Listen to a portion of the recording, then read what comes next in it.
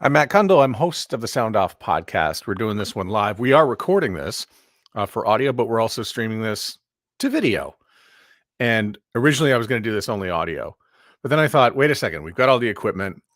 We always profess to our clients that we should probably include a video strategy. So I figured, why not? Let's just put this on video as well and take it live, and we'll see what happens. Hi, Johnny. How are you? Hey, Matt. Yeah, we got to prove to the people that pay us money that we actually know what we're talking about. And so it would be helpful if we can prove it in some capacity. Practice what you preach, they say. This is exactly. It's not our first time together this week, but we'll talk more about our adventures with the podcast Super Friends shortly. But I do know you're a graduate of TCU. Why did you choose TCU, and what did you study there? So I actually, in a previous life, was a college basketball player, and that was kind of my trajectory in life. It was, focused all on that sport growing up. I wanted to, obviously, I'm a 6'2" white guy, so my chances of going to the NBA were slim to none. Ended up at a Division III school in Los Angeles my freshman year, had a terrible time there, went to community college, played another year, and my coach sat me down for kind of an end of year meeting. And I said, hey, I got accepted to TCU to go to the business school there. And there's a school in Idaho, a D3 school in Idaho that wants me to come play there. And he just looks me in the eye and goes, you know what you should do. And so ended up at Texas Christian University in Fort Worth, Texas, to just have the classic college experience. Joined a fraternity, studied business, did all the typical things that you normally would. I actually studied marketing, and that is sort of what led me into getting the network that I have now, which led me into podcasting. I didn't really have a path into podcasting. It sort of just happened overnight while I was in college. Does anybody really truly have a path into podcasting that just didn't find you swimming upstream into a different direction? I think you and Jack do, actually. I think the radio industry is a pretty clear path into podcasting, just with the way technology is going. We're all going online. Everyone is becoming a brand. Everything is on demand. I want it when I want it, and I want to be able to play it, listen to it, watch it whenever I want it. And so radio to podcasting seems like a logical step forward. What podcast did you start listening to? Do you remember your first one? Yeah, I remember the very first podcast that made me fall in love with the medium was Congratulations with Chris D'Elia in 2017. He's a stand-up comedian. People may know him as being a recently canceled comedian for stuff that I don't even know about. But one of my buddies just showed it to me. He says, hey, have you ever heard of this comedian? Have you ever heard of a podcast? And I said, no, what are both of those? Listened to it and just found myself laughing my ass off 10 minutes into it. And I was like, I love this. This is so much better than music. This is way better than watching YouTube. I can listen to it whenever I want when I'm driving. And there's just so much variety. And I was hooked ever since. In that podcast, and I haven't listened to it, is it the kind of comedic podcast where he's trying out new material? Yes. Yeah. And which is the type of comedy podcast I love. I love it when different comedy is my favorite type of podcast to listen to. That's really where I spend most of my listening time. And I just love it. I think it's a great avenue for comedians. It's just kind of one small wrinkle within podcasting that makes it such a beautiful industry and such a beautiful medium, is that they can go on stage every single night, but you're limited to that audience that's physically with you. And rather than actually sitting down and writing material, how do you see how well it's going to play out until you go on stage that night? So a lot of these comics will start a podcast and just work out material that either does really well, and they can see it in the reflection of engagement they get on social media, or the amount of downloads they get on a particular episode, or an audience that they can amass overall, which leads to sponsorships. That's another avenue of revenue that they can get. And as the listener, if I enjoy that person's comedy, I now get to develop what I feel is a deeper relationship with that person. I feel like I know them because I'm listening to them for hours on hours every single week. What was that moment when you went out to purchase a microphone because you thought you would be doing a podcast or heading in the direction of podcasting? I bought this beautiful Blue Yeti microphone on Amazon in 2018, and it's now an ancient relic, and I actually keep it on this desk here because when I do video calls with clients and they say, oh, I'm ready to start a podcast, I bought a microphone actually, and I pull this one out and I go, was it this one? And they go, yeah. And I go, throw it away. It's time to buy something else. I'm glad you called me. So I bought that one, and the goal for my first podcast was to do a basketball focused podcast, and that was because I was doing an internship at a tech company in between my junior and senior year of college. I had really no direction. My life was miserable sitting at this desk working on Excel spreadsheets. And I said, I've been listening to podcasts for, a year or two now. I'm a former basketball player. I don't get to play anymore. What if I did a basketball focused podcast, just gave my thoughts on what was happening in the NBA, player drama, things like that, really anything. And hooked that up into my MacBook, opened up GarageBand, and just started recording. And from that first episode around 2018 to 2022, now I'm a full-time podcast producer. I make my living doing this. I've never had another job since graduating college, and this is what I do. So let's roll it back to that very first episode that you did about basketball. And now that you're in the position that you're in, and you understand how sound works, and you're very good at this, by the way. Thank you. Go back and evaluate that very first show and roll it back in your head and critique it in terms of sound. If I had to give myself one positive note, I knew that I needed to not record in my kitchen or my living room. So I went into the closet of my apartment. I put all of the sweatshirts and jackets that I had and moved them as close to me as possible. And I remember sitting in the corner with my laptop on my lap and the microphone kind of really close to my face like this and speaking really quietly and critiquing myself. Now I had no concept of how to remove echo, sibilances, plosives, compression, peaking. I was probably pushing like 2 or 3 dB above zero, which for non-producers means that I was blowing out my listeners' headphones. I had no concept of that. Running on GarageBand with just the stock plugins. And I really was just going through the plugins and going, this one looks fun. This one looks fun. What can I do to try and make this sound better? And that's really what my career has led to. Is I didn't take any audio engineering classes. I really didn't look this stuff up on YouTube at all. It was really just trial and error with this podcast. So I haven't listened to that episode in a while, but I probably will go check it out after this one. And I'm sure it may be better than I remember, but it's the same with anyone who has a podcast. You get a certain number of episodes in and you compare it to your first episode and it's just a night and day difference. And that's how you know you're improving. Does that episode still exist? I'll assume you probably put it up on Libsyn and it's still there. I actually put it up on, and you'll kill me for this, it was actually up on Soundcloud was my first hosting site. So that shows you how little I knew about all of it. I think it's still up somewhere though. Yeah, I know I'm a big detractor of SoundCloud, but the only way I know not to use it is because in 2017, I put this podcast up on SoundCloud, and it took maybe about 30, 35 episodes before I thought, I really got to get out of here.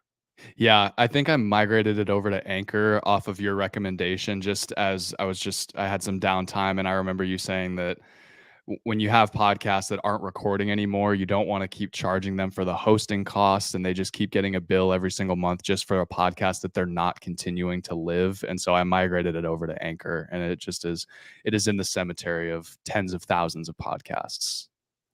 Yeah, it's where the podcasts go to conveniently rest in purgatory, but they stay alive. So why not use it? You might as well. And if you're someone that's doing a limited series, and I don't think there's a problem with leaving it on Anchor. If you're someone that has it, you did a show for 10 episodes and it was constructed to only be 10 episodes and they're really well produced and they're really well done and they play an active part in whatever it is you're doing now, whether it's your job, your business, something, I think it's totally fine to just have it live there because it's for free and you're saving some money.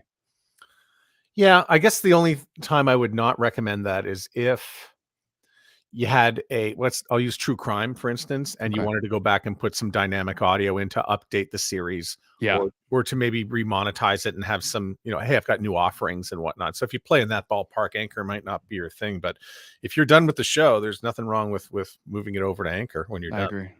Yeah. So after your basketball podcast adventure, did you want to start another podcast, or is this when the ideas for the business started? So the idea for the business came very randomly and fortuitously. So I think podcasters and CrossFitters are very similar in that you talk about it a lot and you basically tell everyone within the first 5 minutes of meeting them, oh, I have a podcast. Oh, I do CrossFit. Oh, I'm a vegan.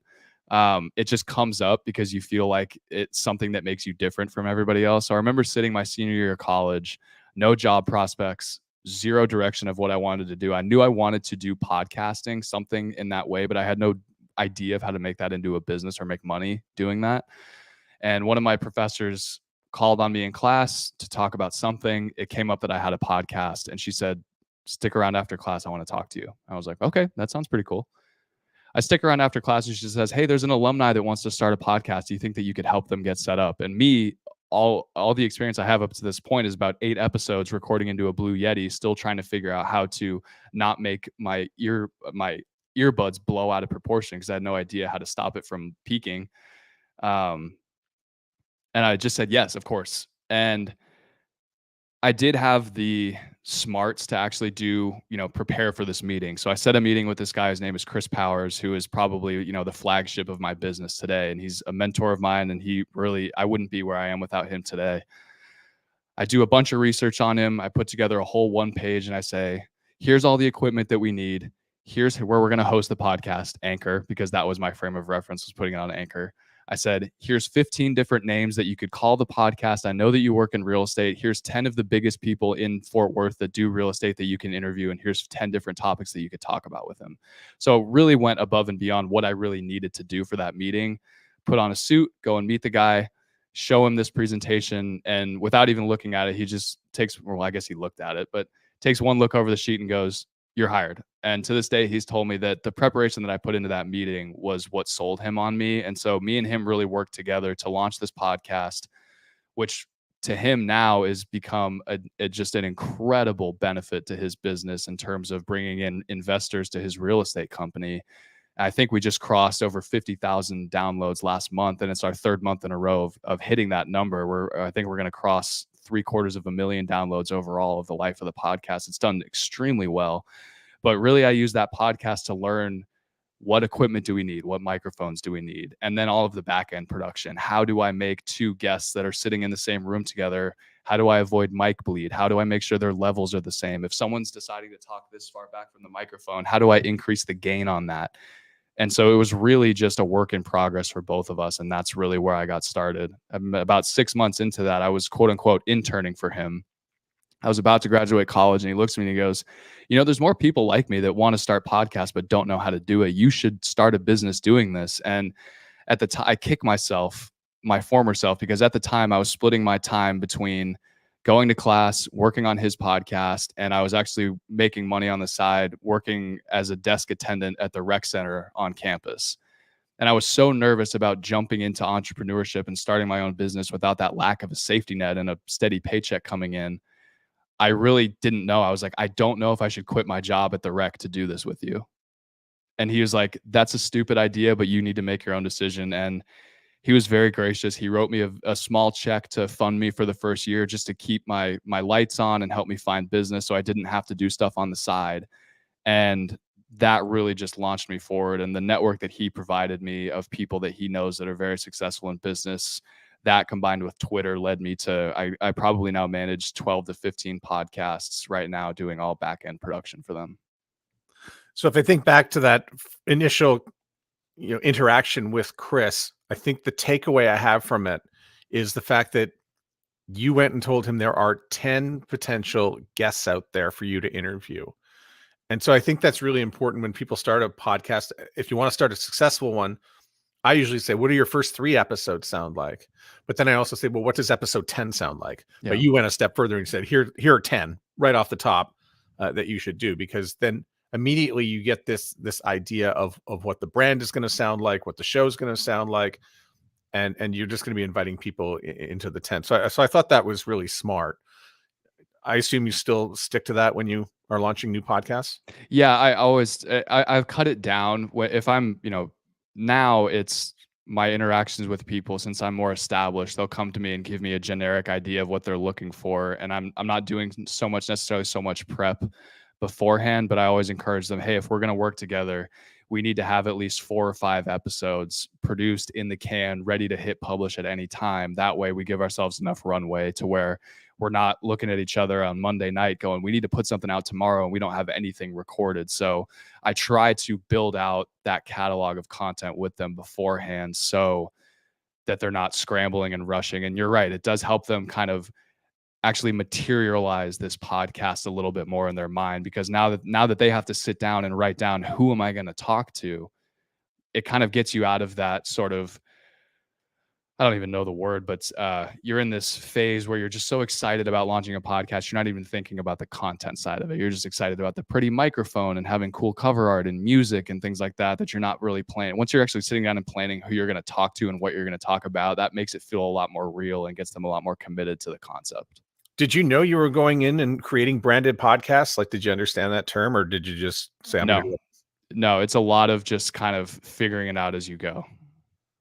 And so when you're figuring it out as you go, how do you tell clients not to be too salesy when talking about their brand or their products? Did you have to do that with any clients? Define like, are they selling it to potential guests or selling their podcast? Where the podcast sounds like just self-promotion, like an infomercial that you would hear. Oh, right. Yeah. The way that you go around that is I say that you need to have a certain goal when you start out. You need to have a concrete reason for why you're doing this. And the majority of the people that I work with, they're using it as a sort of way to elevate themselves or their brand. And we have to make a delineation between me as the host of this branded podcast. I can't be plugging what I'm doing all the time. We need to focus on the guest and create value for who's listening.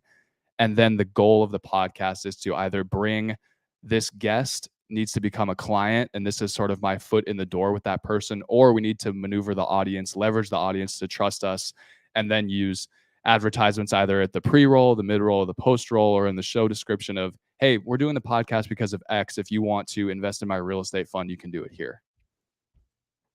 So here's a question that pops up every 2 seconds in, the Facebook groups for podcasts. Oh my God. I got off of those groups so long ago. Well, we can talk about that. All right. Well, I guess the question that comes up all the time is, how do I get more downloads? And you're dealing with some podcasts that have a lot of downloads. Yeah. So I think we're going to have to ask you how. How do you get more downloads? Yeah. By not focusing on the downloads. And I think that you and I share that sentiment. So I'm a big believer in the quality of the listener over the quantity of the listener. And then I get that question every single time too, is how do I get a bigger audience? It's not so much how you get a bigger audience. It's how do you get the most leverage out of the people who are listening? And if your goal is to get a lot more listeners, then you need to refine what your podcast is about. If your podcast is just about how to buy a home for a single unmarried person in northern Texas, your audience isn't that big. But if you change what your podcast is going to be about to reach more people, now you have a chance. And then it all comes down to who's the guest that you're bringing on. Can you get that guest on? Cross collaborations, promotions. Maybe you got to sink a little bit. Excuse me. Maybe you have to sink a little bit of money into promoting your podcast all over the internet. The downloads don't come out of the gate. I'm also probably the biggest way that you get more downloads is you have to be big online somewhere other than your podcast. You need to create a following on either Twitter. You need to be big on LinkedIn. People need to know you for something. Once they know you for something, by the way, I have a podcast. Yeah, it doesn't start the other way with, I have a podcast, you should listen to it. Exactly. If people trust you for something that you've already accomplished, whether it's an online following, whether it's for being really big in an industry, if you're good at something and you build a podcast based on what you're good at, that is the best way that you grow your audience. I asked the question because I find it a little frustrating sometimes, but I know a lot of people are eager to have their podcast heard. My answer is generally, I say to people, you go up to somebody on the street, you ask if they have heard of your podcast. If they say no, you should push their head into a toilet. I mean, a lot of people like that answer, but sometimes I'm like, I don't know how you can't really make somebody listen to your show. You actually have to put something out there in order for them to, to want to engage them and bring them in. And word of mouth is still the best, most effective way to grow your podcast. People aren't going to trust Matt telling them, some guy, Matt, they'd never heard of, to listen to the Sound Off podcast, but they're going to listen to Jeff, who's a huge fan of the Sound Off podcast. That's my friend from college who says, hey, I think you'd really like this podcast. You should check it out. And the only way that you can get Jeff to do that is by asking for it, one, and putting out a product that Jeff now feels comfortable. And this sounds more extreme than it is, but putting his reputation on the line by recommending this to somebody else. So it's a collaboration of you putting in a ton of work on your podcast to make a great product so that people feel good enough about it to put their name on it and say, I recommend this to you. So in that time, I'm going to be writing Jeff here a check for recommending the podcast to people. And that's something that you can do too. You can say, look, if you would have to put a lot of work into it, but you can do some kind of giveaway of saying, like, whoever gets me the most emails to my podcast subscription newsletter list, you get put into a drawing for a $50 Amazon gift card. There's a lot of, you just got to get creative with it. There's two things that I can be really succinct about when I talk to somebody who says, why can't I have more downloads, or why don't I have more? This is not, I mean, it feels like it's mean, but it's not. Are you boring? Is this show boring? Or potentially, is the subject matter just not relevant to enough people? Maybe you find it important that you think you're going to get thousands, but maybe it's only valuable for hundreds. And that's something that you really have to think about, because ideally, if you're starting a podcast, you're doing it in a niche that you're the expert in. You are the guy. And if it's something that you are an expert in, you likely care a lot about it. You have to combine that with understanding, who is my market? Is my market 50 people, or is my market 50,000 people? And once you kind of square that away in your soul and understand that the podcast that I'm putting out there just doesn't have the reach, or the, it just doesn't have the running power to get Joe Rogan level numbers, you have to be okay with that. And once people are okay with that, that's kind of where I spend a lot of my time, is steering clients in that direction of, look, this is what your audience likely looks like. You have to be okay with that. Now, how can we maximize these 50 people? Obviously, it's more than 50, but and then with the boring part of it, I think is so true. Something that I harp on all the time is, you have to have high energy when you're doing a podcast. You have to sound like you give a shit about what you're talking about. And if you don't, you think you can just turn on the microphone and just sort of read off of a script and go, welcome back to the Hewlin Overton Ridge podcast. This is John Peterson. We're going to be talking about Johnny renting this tuxedo for his wedding. If you sound like, who's going to listen? Who cares about that? If you don't sound like you care enough about what you're talking about, why should somebody else care enough to give you the time of day to listen? And then a step beyond that, recommend it to other people. So I want to use a sports analogy when it comes to choosing your niche and being, getting to the top. I know we want to be number one in the zone. So whether it's, about broadcast or real estate, or I just tell, and I've always felt I don't need to be the best. I do want to be top 3 in there. And so if I were to use a basketball analogy, if it's your ball and you're down by 2 points and there's 10 seconds on the clock, I think you're in a great position to make that final shot in order to win the game. And same thing with hockey. I don't care if we're down 4-3 and there's 2 minutes to go. I know we can tie the game up or go win it. So I think a lot of people think, oh, I've got to have a niche and be at the top, but it takes 3 years to build your podcast. I think we've kind of established that and a radio station and any brand for that matter. But, just to be close and towards the top is going to be good enough, especially for year one. Yeah, you just need to make yourself competitive and build a product that's going to have legs. If you are 1 year into it and you're really starting to burn out, you either need to change up what you're doing, or just, throw in the towel. But yeah, I agree. You need to not worry about winning the game right out of the bat. You need to worry about putting yourself in a position to win the game. So what happens when you do get 50,000 downloads a month with, for example, with Chris's podcast that, by the way, is in the show notes of this episode if you'd like to go dig into some real estate and get involved with that. But when you get to 50,000, you feel like you're at the top of the mountain, but you got to keep climbing. Now what? Now we revisit our goal. Are we accomplishing the goal that we've set out for? And it comes with a nice little set of perks on the side of it. Chris did not care if this podcast made any money, but his brand, he has 60,000 followers on Twitter. He leveraged that into more listeners for the podcast. Now we can make a little bit of, cheddar on the side, a little bit of scratch. We can sell ads. We can and that's sort of where I'm sure this question is coming, is how do I get advertisers? How do I get Dollar Shave Club to advertise on my podcast? I steer people away from that. If we want to get into the ad part of it, we can. But again, it's reevaluating your goal and then understanding that you've now unlocked a little bit of prize stuff on the side. And that's going to be, you can now advertise reasonably.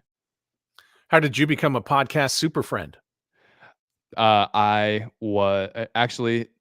was whatever poor sap was doing set off the fire alarm in the Orlando podcast movement. And we get stuck outside in the 90-degree heat. And I hear someone talking about something interesting. And I turn over And who's standing right in front of me but John Gay from Jag and Detroit podcasts. We get to chatting, we exchange information, and then I also run into a woman named Catherine O'Brien at another session. And then honestly, I don't even remember how the group came together, but I remember bringing Jag in. I think Catherine wanted to start it, and she knew us separately and brought us all together. And I thought of Jag, and I was like, he'd be a great addition to this group. And then we brought in David as well. And so it was really just, I mean, we give this pitch all the time, but we are solopreneurs. We don't have bosses except for our clients. We don't necessarily have coworkers. A lot of them are sort of remote contract workers, but we're not going to an office every day with people experiencing the same shit show as us and the same problems. And we said, well, this would be a great opportunity for us to all come together and sort of bounce ideas off of each other, tech issues, business issues. How do you do bookkeeping? How do you do accounting? How do you bill your clients? What are you charging? How do we adjust our prices? How do you pitch a new client? How do we find new clients? And having 4 other people that are doing what you're doing in some, in the same sphere has been so helpful. And then we've obviously grown that into becoming the super friends, where we said we need to share what we're talking about with every other person that doesn't have access to the information that we do. And I met Catherine, I think it was 2016 or 2017. Okay. At Podcast Movement once again, which is going to be in your backyard down in Dallas, Fort Worth area. And it's going to be coming up in August. You'll be there. I'll get to meet you finally. Have we not met in person? Oh my God. I haven't even met John Gay in person. How tall are you? 5'10". 5'10". Okay. It's nice to have I just want to picture that, because I've met remote clients before in person. I go, wow, you were way taller than I thought you were going to be, or you were way shorter than I thought you were going to be. And so it's good to have that height in perspective. 5'10" and a half. 5'10" and a half. Okay. And a soccer player. Yeah. And a soccer player. Well, how tall are you? I'm 6'2". All right. 6'3" on a good day. Okay, because we're not going to do any one-on-one, right? No, but I'll bring a ball if we want to find a hoop somewhere and do something. But I think the majority of our time will be spent at the bar. Yeah. What's your drink of choice? Whiskey, neat. Yeah. What about you? I'll order a Manhattan, and then I'll order a second Manhattan, and then I'll just start reaching for wine. If I have the choice between a Manhattan and shit, I'm forgetting my favorite drink. What's the other one? Old-fashioned. Old-fashioned. If I'm between a Manhattan and an old-fashioned, I'm taking an old-fashioned. But I haven't found a great. It's so different, every bar you go to, it depends on the bartender who's making it. And I just have had such bad luck with old-fashions that I just do Maker's Neat or Buffalo Trace Neat. It's funny how we've become friends, especially over the course of the pandemic. And I guess the way the podcast Super Friends started, we started meeting one Friday a month to discuss the things that you were talking about, whether it was bookkeeping or best practices for podcasting and finding the right people and editing tactics. And now I think one of the things that you always bring to the table is definitely audio, but I'm really liking your setup that you have now. So tell me about the microphone that you're using. We've talked about what not to use, and that's the Blue Yeti. And 5 out of 5 podcast producers of the Super Friends agree that the Yeti is not something you want to use. But what are you using now? Right now, I'm running with the Shure MV7 XLR model only. So the MV7 is an offshoot of the SM7B, tried to make it a little bit more affordable as more people were getting into podcasts. And then from there, they split up into 2 models. I have the XLR only, and then they made the MV7 with a USB attachment for people who don't want to take that extra tech step. So how am I running into the computer, you might ask? Because it's an XLR cable. I am not using an XLR to USB, which I had to tell somebody on a consulting call, that's why your sound sucks, because it is sort of this like Frankenstein cable that was made together that shouldn't exist. So I'm running it through the Elgato Wave XLR, which allows me to run the XLR cable into this beautiful piece of tech. A USB-C is coming out of it, and I'm running that into my Mac Mini. And that is how we are hearing myself today. So is that device like a Focusrite? It's similar to a Focusrite, yeah, but it's only got one XLR input, and it's got 3 modes here, so I can change. They've made it a lot easier. The Focusrite has a lot of dials and buttons and lights, and they've made this very simple. A lot of people use it for streaming, like we're live on Twitch right now. A lot of Twitch streamers use this, so I can click between It's currently at my headphone level. So if you're really loud, I can turn down how much I'm able to hear you, or I can turn it back up. I can click here, which is the mix, sort of the mix dial, where if I want to hear how I'm coming back to myself, I can turn that up or all the way down. And if I just click it again, it goes to my microphone level. So if I feel like I'm coming off a little quiet, I can turn myself up a little bit or down. And then on the top is a beautiful mute button where you just touch it. It turns red and I'm muted. So it's very intuitive, and I'm very impressed with it. And I think that only runs about 160. It's a cough switch. It's a cough switch, basically. Yeah. It says mute, but what are you really doing while you're muted? I'm clearing my throat. I'm hawking a loogie or spraying COVID all over the room. So what do you recommend for your clients for recording? So a lot of people are, people think, and I used to be in this line of thinking too, is that you need to pimp out your room with a bunch of sound tiles. You need to have people in person. It's not as feasible to do in-person podcasts anymore. The advent of the internet and technology and social media has allowed you and I we would never have met 20 years ago. We would have no idea who each other are. We would walk past each other on the street and have no clue that we're in the same industry unless we met at some conference. So what I recommend to people is Riverside, to be able to reach the most talented and the most expert people in their field that fits within your niche. I recommend the MV7 USB. It's a little bit of extra money, but it saves you that extra step of getting the Scarlett focus right or getting this Wave XLR. Plugs directly into your computer. Let's record everything into Riverside and a set of headphones. So you mentioned the Shure MV7. How does that compare to the ATR 2100 or the Samsung Q2U, which are highly recommended by a lot of podcasting pros? It really depends. The MV7 costs $250, and I'm a genuine believer that you get what you pay for. However, that doesn't necessarily apply to the Samsung Q2U. I think that this one just gives a little bit more of that podcasting aesthetic versus the Q2U. I have a broken Q2U in my closet, so it is prone to breaking because you're only paying $70 for it. I think that if you're wanting to start a podcast, you kind of want the look of a podcaster as well to go with it. So it really depends on what you're willing to spend on your money. You can get a good sound from the Samsung Q2U, but I just recommend this because it gives people that feeling of, okay, I'm a podcaster now. So sometimes I'll have clients and they'll come to me and they want to edit their own show and I'll teach them. But one of the problems I've had is recommending, a digital audio workstation. So things like you mentioned GarageBand when you first started. What would you recommend to somebody who's thinking about editing their own audio? It really depends. Most people have most people that I interact with have MacBooks. If you really wanted to edit your own podcast, GarageBand is free. I wouldn't recommend Audacity. I know Steve Stewart makes a beautiful living using Audacity. I just think the user interface is not compatible with the next generation of podcasters. We're used to sleek looking technology, and Audacity just is really hard to navigate. It looks like it was built in 1980, and it still looks like it was built in 1980.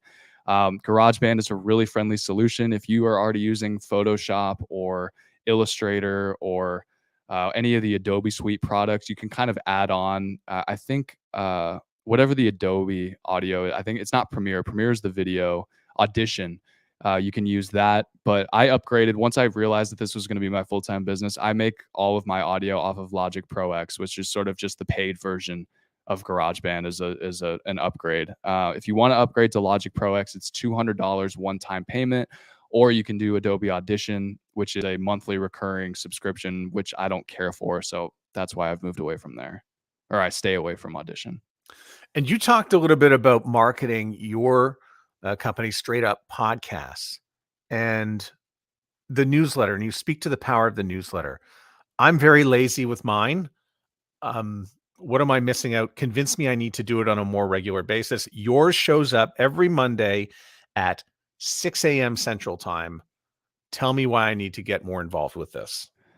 I don't think you need to. You have your podcast. That's how you're marketing yourself. I don't currently have a podcast. So I think the newsletter really isn't so much to market my business, but it's to promote myself as an expert in what I do. And it also keeps me accountable to something that's hard. It's hard to sit down on Sunday and go, all right, I need to think about a topic to write about that people who are interested in podcasting are going to care about. So, and maybe it's something that I'm going to learn along the way too. I also have a section that's I basically break down the newsletter into 3 sections. It's something to think about, something to read, and something to watch. So I try to make it as simple as possible. The something to think about section is something that has to come from my own brain. What am I seeing in the world of podcasting right now that I think is interesting, and what kind of take do I have on it that day? Like this past Monday's was about an NBA player for the Golden State Warriors who is actually producing a podcast after each finals game. So he's playing in the NBA finals. He'll go to his hotel room and he's recording a 30-minute podcast breaking down his thoughts on what just happened, which is not something we're seeing. This is not something we've seen before. And so I wanted to talk about that. Something the fact that's doing so well. I know about that. Yeah. Because I'll screw the name up. Is it Draymond Green? Draymond Green, who got his podcast with the Volume Network, which is Colin Cowherd's network. And I believe he's getting some pushback because he's not playing very well, but he's got time to podcast. Exactly. And, I just watched The Last Dance a couple weekends ago. People have done worse. Dennis Rodman was going to host WWE during the NBA Finals. They say that Michael Jordan was up gambling until 4 a.m.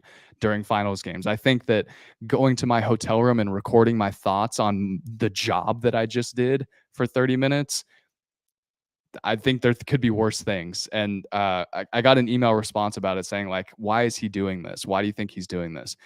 Well, if you've heard of the NBA TNT show, you've got Shaq, Charles Barkley. It's like one of the biggest broadcasts, one of the best performing broadcast shows of the last 20 years. Green already has his spot on that show lined up. Those guys are aging out. He's already stepped in and filled in when his team wasn't in the playoffs a couple years back. So he's set for that.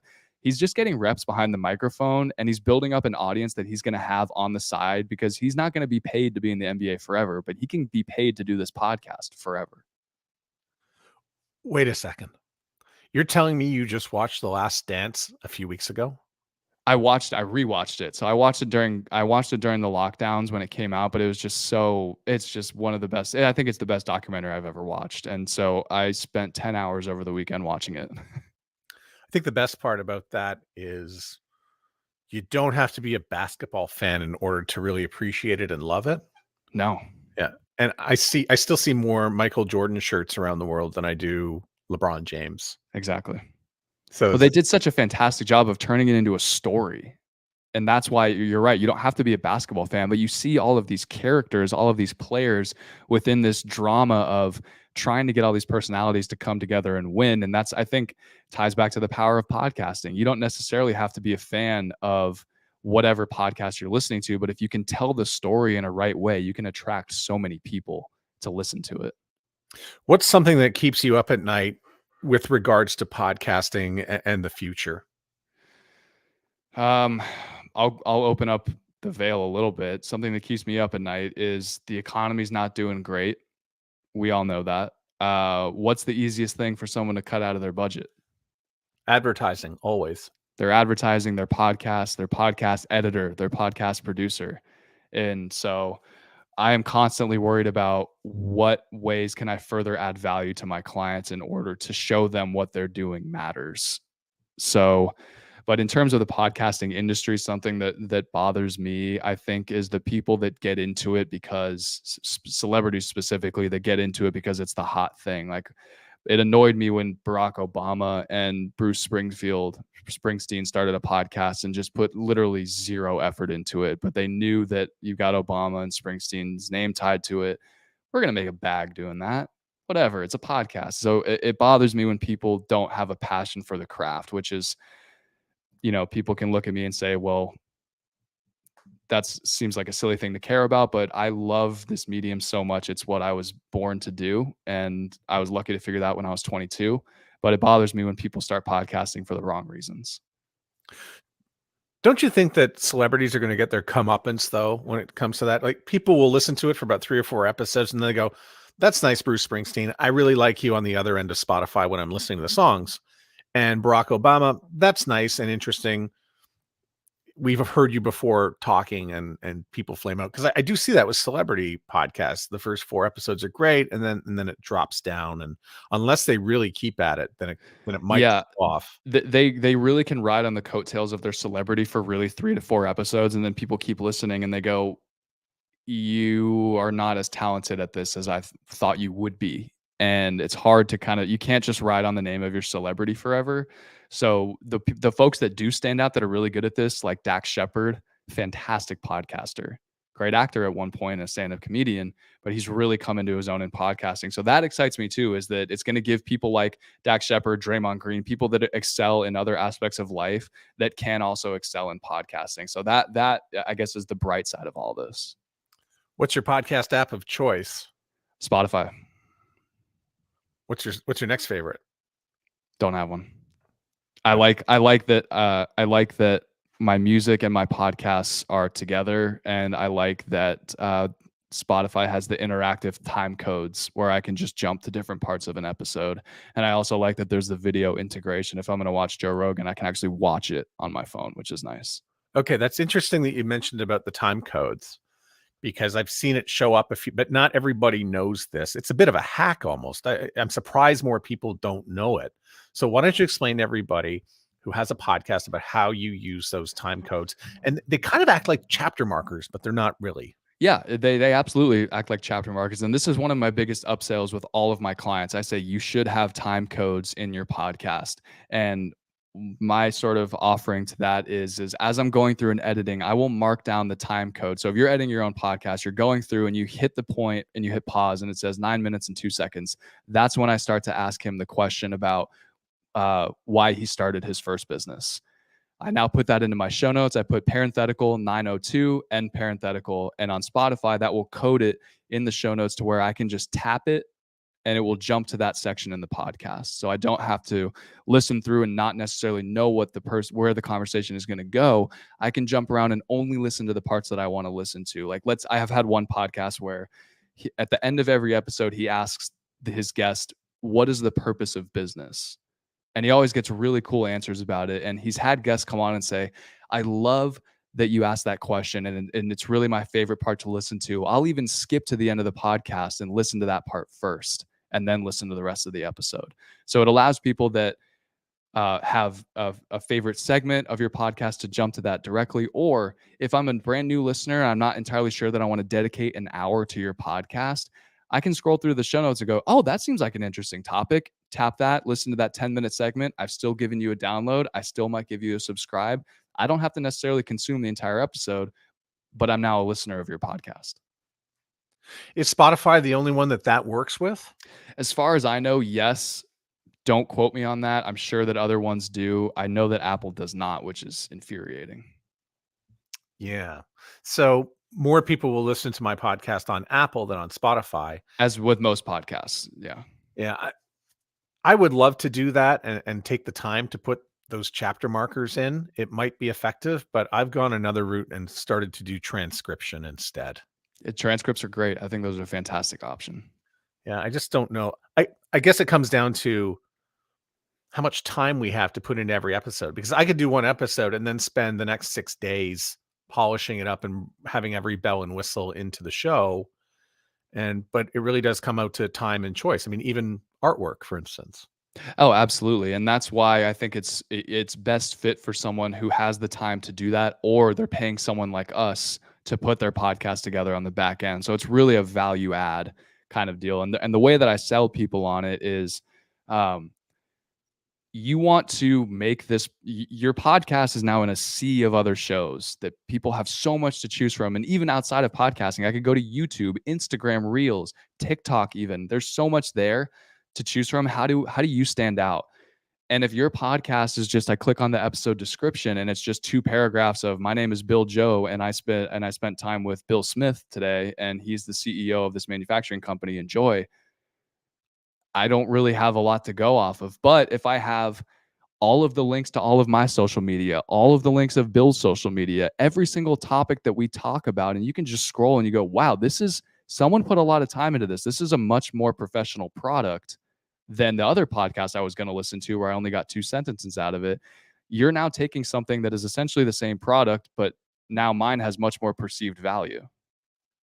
What's the biggest marketing mistake people make with their podcasts? You got me on that one. No website. No website.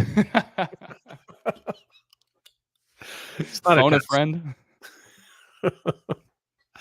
I was just wondering if that one would come out, but I'm thinking, yeah, there's that one. And it really is just no website. I think you need to have one. I agree. Yeah. Johnny, what's the future of Straight Up Podcasts look like for the rest of the year?